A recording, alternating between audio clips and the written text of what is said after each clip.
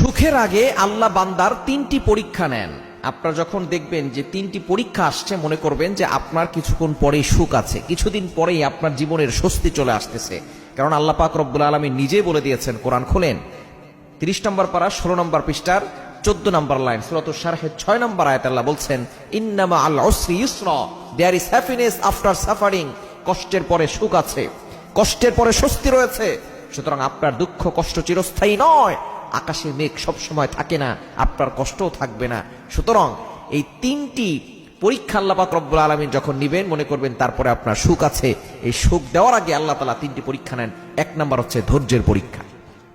আল্লাহ তাআলা আপনাকে দেখতে চান যে আপনি ধৈর্য ধারণ করতে পারেন কিনা, আপনি ভেঙে পড়েন কিনা, আপনি আল্লাহর উপরে ভরসা করেন কিনা।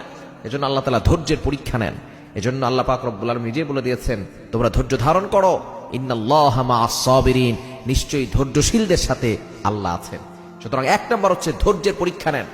2 নম্বর হচ্ছে আল্লাহ পাক রব্বুল আলামিন কষ্টের পরীক্ষা নেন। আপনাকে আল্লাহ তাআলা বিভিন্নভাবে কষ্ট দিবেন।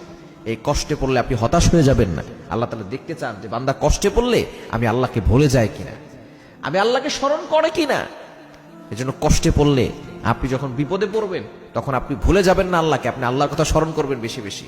এবং 3 নাম্বার হচ্ছে নিঃসঙ্গ জীবন দান করেন। প্রথমে পরীক্ষা নেন, নিঃসঙ্গ পরীক্ষা। কেউ আপনার পাশে থাকবে না, সকলের দরজা বন্ধ হয়ে যাবে।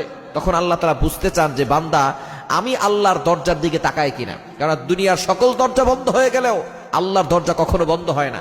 নিঃসঙ্গ আপনার আশেপাশে দেখবেন কেউ নাই, আপনার মা নাই, আপনার বাবা নাই, আপনার ভাই বোন আত্মীয় স্বজন সকলে আপনার থেকে দূরে সরে গেছে। কেমন যেন আপনি সাগরের মাঝখানে আছেন, আপনাকে সাহায্য করার মতো, আপনাকে উপকারের মতো কাউকে পাচ্ছেন না। এই নিঃসঙ্গতা আপনাকে আল্লাহ তাআলা পরীক্ষা করার জন্য দেখছেন যে আপনি আল্লাহর উপরে ধৈর্য ধারণ